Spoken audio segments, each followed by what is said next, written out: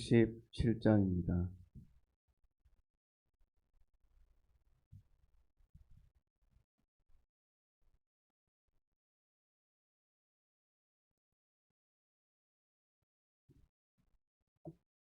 예수 앞에 나오며 죄사함 받으며 주의 품에 안기어 편히 쉬리라. 우리 주만 믿으면 모두 구원 얻으며 영생 복락 멸류관 확실히 받겠네. 예수 앞에 나와서 은총을 받으며 마음의 기쁨 넘치어 감사하리라. 우리 주만 믿으면 모두 구원 얻으며 영생 복락 멸류관 확실히 받겠네.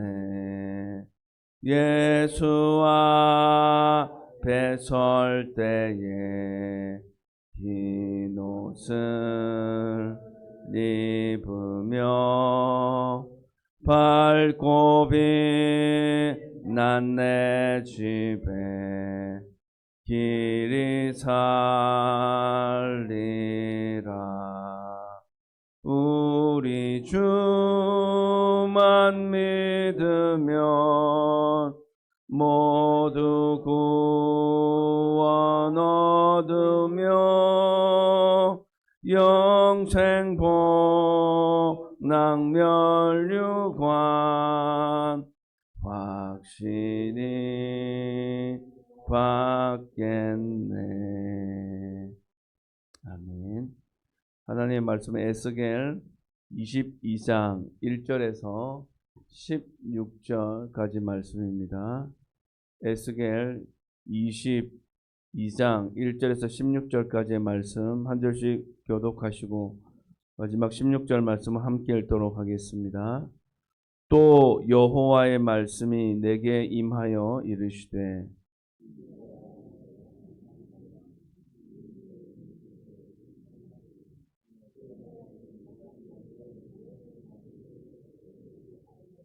너는 말하라. 주 여호와께서 이같이 말씀하셨느니라. 자기 가운데에 피를 흘려 벌 받을 때가 이르게 하며 우상을 만들어 스스로 더럽히는 성아,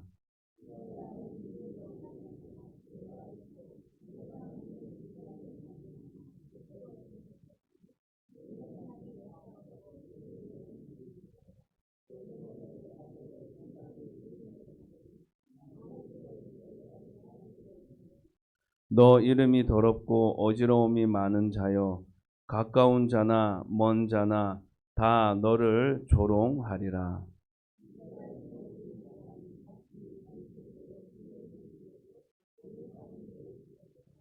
그들이 내 가운데에서 부모를 없인 여겼으며 내 가운데에서 나그네를 학대하였으며 내 가운데에서 고아와 과부를 해하였도다.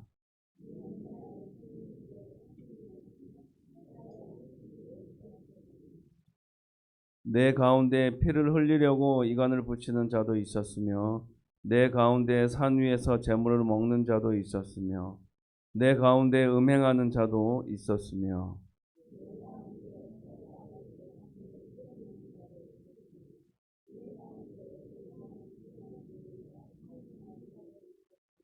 어떤 사람은 그 이웃의 아내와 가증한 일을 행하였으며 어떤 사람은 그의 며느리를 더럽혀 음행하였으며 내 가운데 어떤 사람은 그 자매 곧 아버지의 딸과 관계하였으며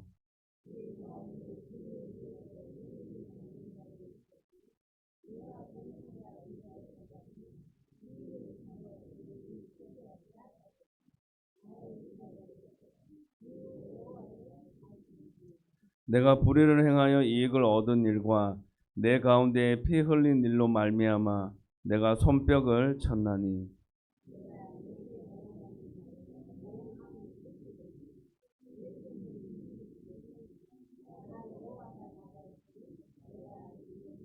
내가 너를 문나라 가운데에 흩으며 각 나라에 해치고 너의 더러운 것을 내 가운데에서 멸하리라. 내가 자신 때문에 나라들의 목전에서 수치를 당하리니 내가 여호와인 줄 알리라 하셨다 하라. 아멘. 우리가 옷을 입는 이유가 있다면 그 중요한 이유 중에 하나는 우리의 부끄러움을 가리기 위함입니다. 속옷만 만약에 입고 있다는 모습을 우리가 속옷만 입고 누군가에게 보여줘야 보인다면 정말 민망하고 참 난처하기 그지없을 것입니다.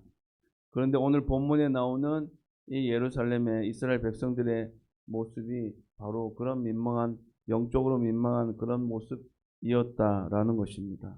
그래서 하나님은 예루살렘을 피 흘린 성읍이라고 그렇게 부르십니다. 그리고 그들이 행한 추악한 죄악상을 낱낱이 드러내셔서 문나라 중에 수치와 조롱거리가 되게 하십니다.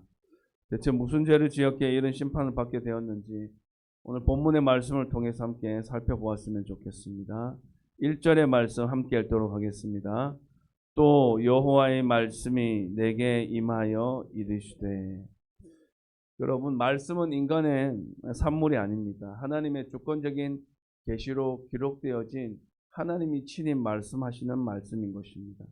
그래서 또라는 표현을 시작하면서 22장을 시작하고 있는데 이 또라는 표현은 당신의 백성이 돌이키지 않으니 하나님은 계속해서 말씀하실 수밖에 없다라는 것을 우리에게 알려주고 있습니다. 그렇습니다. 하나님은 끊임없이 우리가 듣든지 아니 듣든지 계속해서 당신의 믿음의 방향성, 당신의 자녀들이 나아갈 바를 깨달아 알게 하기 위하여서 끊임없이 말씀하시고 또 말씀하시고 계속해서 말씀하시는 것입니다. 이렇게 반복되는 하나님의 말씀하심 속에서 우리는 회개와 순종하는 기회를 놓치지 않고 살아가야만 하는 것입니다. 2절에서 4절까지의 말씀도 함께 읽도록 하겠습니다. 인자야 내가 심판하려느냐 이 피 흘린 성읍을 심판하려느냐 그리하려거든 자기의 모든 가증한 일을 그들이 알게 하라. 너는 말하라 주 여호와께서 이같이 말씀하셨느니라. 자기 가운데 피를 흘려 벌받을 때가 이르게 하며 우상을 만들어 스스로 더럽히는 성아 내가 흘린 피로 말미암아 죄가 있고 내가 만든 우상으로 말미암아 스스로 더럽혔으니 내 날이 가까웠고 내 연한이 찼도다. 그러므로 내가 너로 이방의 능욕을 받으며 만국의 조롱거리가 되게 하였노라. 하나님은 예루살렘을 피 흘린 성읍이라고 그렇게 지칭하시고 부르십니다. 피를 흘렸다는 말씀을 무려 이 3절 가운데 3번이나 반복해서 말씀하고 있습니다. 3번이나 반복해서 말씀하시는 것은 분명히 강조하고 말씀하시려는 의도가 그 속에 숨어져 있는데 그저 살인이 벌어졌다는 정도의 의미가 아니라 정의가 무너지고 약자가 짓밟히는 그런 집단적인 죄악을 여러 가지 죄악들이 빈번하게 발생했다라는 것을 의미하고 있는 것입니다. 이런 죄악된 모습으로 말미암아 하나님은 예루살렘을 이방의 능욕거리, 만국의 조롱거리가 되게 할 것이다 선언하고 계시는 것입니다. 이처럼 죄는 그 죄를 지은 성도를 부끄럽게 합니다. 그래서 우리의 공동체는 과연 도덕적으로는 좀 흠이 없는지 돌이킬 모습은 없는지를 뒤돌아보고 죄악을 그렇게 없이 하는, 제거하는, 멀리하는 우리들이 되었으면 좋겠습니다. 5절, 6절 말씀 함께 읽겠습니다. 너 이름이 더럽고 어지러움이 많은 자여 가까운 자나 먼 자나 다 너를 조롱하리라. 이스라엘 모든 고관은 각기 권세대로 피를 흘리려고 내 가운데 있었도다. 계속해서 죄는 결국 수치를 가져올 수밖에 없다는 것을 말씀하고 있습니다. 하나님의 백성의 죄는 모든 나라의 조롱거리가 되게 된다는 것을 또 말씀하고 있습니다. 세상의 권력을 가진 사람들이 그렇게 온전하지 못하고 잘못된 모습, 타락으로 자신의 권력을 잘못된 방향으로 사용하고 그 힘을 이용하여 사람들을 학대하고 억압하는 모습을 가졌다라고 그 당시 그 이스라엘 고관들, 지휘자들, 그 리더들에 대한 그런 모습들을 지적하고 말씀하고 있습니다. 사랑하는 여러분, 우리가 넘어질 때 세상은 비웃습니다. 그러나 우리가 거룩해질 때, 하나님의 자녀로 온전히 바로 살아가게 될 때 비로소 세상 사람들조차도, 세상도 하나님께 영광을 돌릴 수 있게 된다는 사실을 잊지 않았으면 좋겠습니다. 하나님 우리 각자에게 주신 직분과 권세는 섬김의 도구입니다. 누군가를 억압하고 통제하고 군림하기 위한 그런 중요한 수단이 아니다라는 것을 명심하고 살아갈 수 있기를 주님의 이름으로 부탁을 드립니다. 7절의 말씀도 함께 읽겠습니다.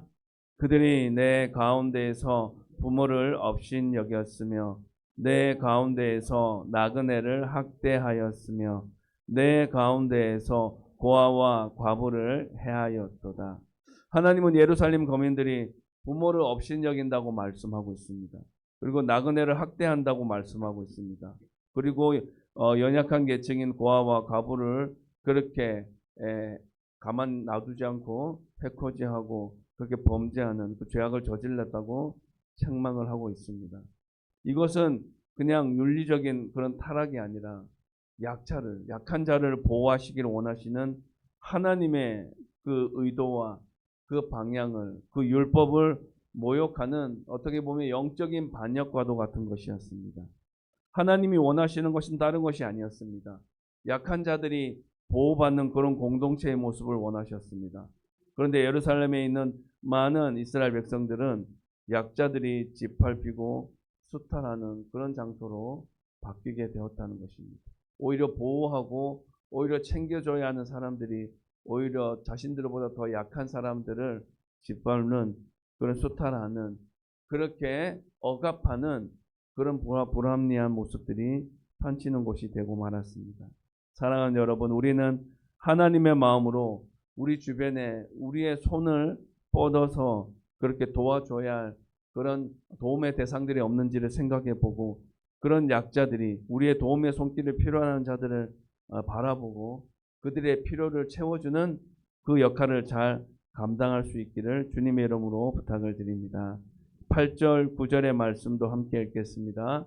너는 나의 성물들을 업신 여겼으며 나의 안식일을 더럽혔으며 내 가운데 피를 흘리려고 이간을 붙이는 자도 있었으며 내 가운데 산 위에서 재물을 먹는 자도 있었으며 내 가운데 음행하는 자도 있었으며. 예루살렘 거민들은 또한 성물을 업신 여기고 안식일을 아무렇지 않은 것처럼 그렇게 훼손하였습니다. 피를 흘리려고 서로 사람들의 마음을 이간질했습니다. 그리고 하지 말아야 될 우상 숭배까지 하게 되었습니다. 이것이 의미하는 것이 무엇이냐면 바로 이스라엘 백성들 가운데 예배, 말씀 중심의 삶이 완전히 무너져 있는 상태가 되었다라는 것을 우리에게 보여주고 있습니다. 하나님과의 관계가 깨지면 이렇게 우리는 무너질 수밖에 없습니다. 죄악으로 넘쳐날 수밖에 없고 오염될 수밖에 없다는 것을 하나님은 잘 보여주고 있는 것입니다. 그래서 우리는 매 순간 하나님과 나의 관계가 건강한가라는 질문들을 해볼 필요가 있습니다. 그리고 한번 살펴볼 필요가 있는 것입니다. 예배를 소홀히 여기고 있다면 그것은 어떻게 보면 한편으로 굉장히 심각한 문제인 것입니다. 사랑하는 여러분, 예배가 무너지면 모든 것이 무너질 수 있습니다. 다시 말해서 하나님의 말씀을 귀히 여기지 않고 그 말씀을 삶의 지침으로 삼지 않고 살아가게 되어지면 우리가 생각하는 것보다 훨씬 더 우리는 영적으로 무너지고 세상 가운데서 무기력한 삶을 살 수밖에 없다는 사실을 분명히 기억할 수 있으면 좋겠습니다. 10절에서 12절까지의 말씀도 함께 읽도록 하겠습니다. 내 가운데 자기 아버지의 하체를 드러내는 자도 있었으며 내 가운데 월경하는 부정한 여인과 관계하는 자도 있었으며 어떤 사람은 그 이웃의 아내와 가증한 일을 행하였으며 어떤 사람은 그의 며느리를 더럽혀 음행하였으며 내 가운데 어떤 사람은 그 자매 곧 아버지의 딸과 관계하였으며 내 가운데 피를 흘리려고 뇌물을 받는 자도 있었으며 내가 변동과 이자를 받았으며 이익을 탐하여 이웃을 속여 빼앗았으며 나를 잊어 버렸도다. 주 여호와의 말씀이니라. 사랑하는 여러분, 앞서 말씀드린 것처럼 예배의 붕괴는 이처럼 심각한 성적인 타락의 현상까지 불러왔습니다. 근친상간, 불륜 등 차마 우리가 입에 담기도 언급하기도 민망할 성적인 죄악들이 그렇게 10절부터 12절 말씀을 가운데 계속해서 적나라하게 공개되고 있습니다. 이것은 공동체 전체가 굉장히 철저히 타락했다라는 의미를 우리에게 알려주고 있는 것입니다. 거룩함은 이제 언대간대 없고 쾌락이 기준이 되어지고 하나님 대신에 자기 소견에 옳은 대로 행하는 그런 이스라엘 백성들의 모습을 보면 하나님은 이들을 그냥 내버려 두실 수가 없고 심판을 이제 진행하시겠다고 말씀하시는 것입니다. 우리가 살아가는 이 현재도 마찬가지입니다. 성적으로 이전보다 훨씬 더 상당히 문란해진 시대를 살아가고 있습니다. 그리고 그 유혹이 강렬하게 우리를 찾아올 때도 있습니다. 그래서 우리는 거룩함을 선택해야 합니다. 하나님의 말씀에 근거해서 지혜로운 그런 성도가 되기를 힘써야 하는 것입니다. 이어지는 12절 말씀에 보면 뇌물을 수수하고 착취하고 억압하는 그런 경제적인 죄악까지도 말씀하고 있습니다.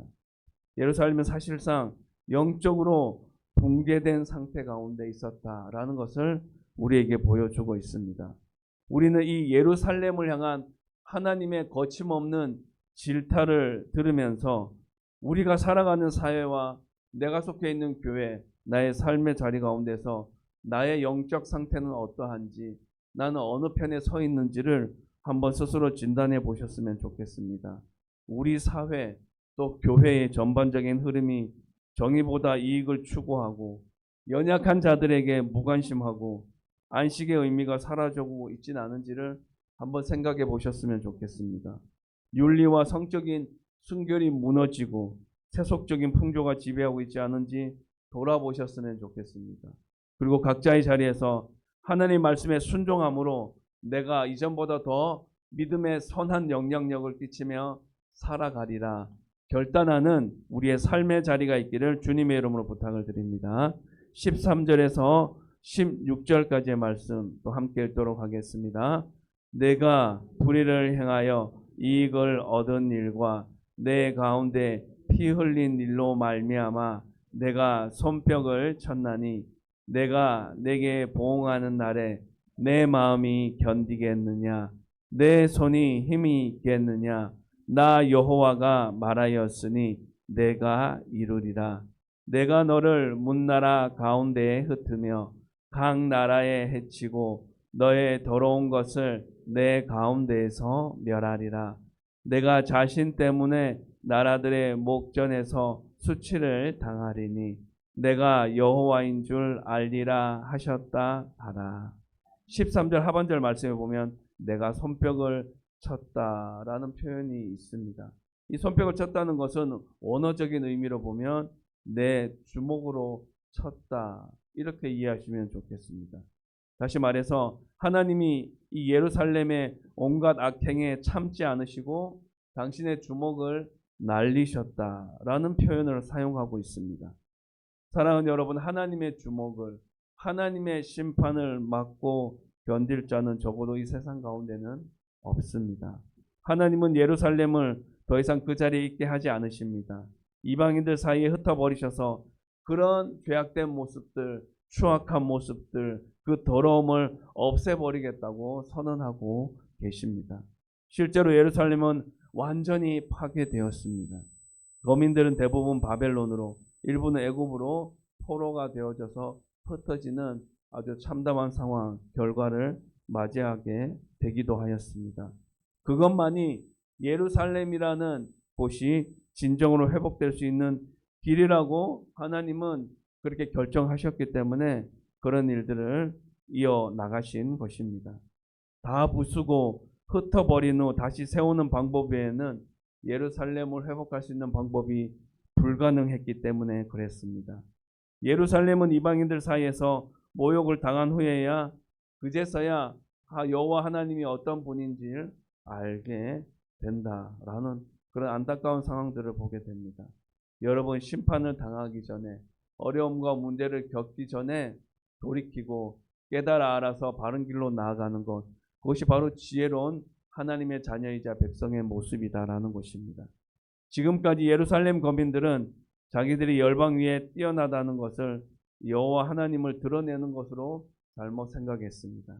하지만 하나님은 그들의 수치를 통해서 당신의 거룩함, 주권을 드러내시겠다고 선언하십니다. 사랑하는 여러분, 하나님은 여전히 교회를 통해서 세상에 당신을 드러내십니다. 하지만 교회가 온전하지 못하고 과거의 영광에 머물고 거룩함과 그 정의와 공의를 잊어버린다면 하나님은 오히려 그 교회를 세상 앞에 부끄럽게 하셔서 당신의 위대하심을, 당신의 영광을 친히 스스로 나타내실 수 있을 것입니다. 우리는 이 가르침을, 오늘 본문의 말씀을 무겁게 여겼으면 좋겠습니다. 어떻게든 주님이 원하시는 모습을 회복하기 위해 영적으로 그렇게 삶의 자리 가운데 몸부림치는 모습이 있었으면 좋겠습니다. 말씀을 정리하겠습니다. 오늘 말씀은 무너진 예루살렘의 모습이지만 동시에 오늘 현재 지금을 살아가는 우리의 거울과 같은 그런 상황이자 모습입니다. 하나님을 욕되게 하는 삶이 있다면 회개했으면 좋겠습니다. 무너진 관계와 질서가 있다면 다시 세워나갔으면 좋겠습니다. 하나님의 징계를 그 징계의 심판으로 받아들이지 않고 하나님이 나를 사랑하셔서 이런 일을 하시는구나 라고 받아들였으면 좋겠습니다. 예루살렘은 하나님을 잊어버린 도시였지만 우리는 하나님을 다시 기억하는 그런 거룩한 하나님의 백성이 되었으면 좋겠습니다. 오늘 하루 한 주간 동안의 나의 삶이 거룩한 성전이 되어서 하나님을 영화롭게 하고 하나님을 기쁘시게 하는 그런 삶이 이어지게 되길 주님의 이름으로 축복합니다.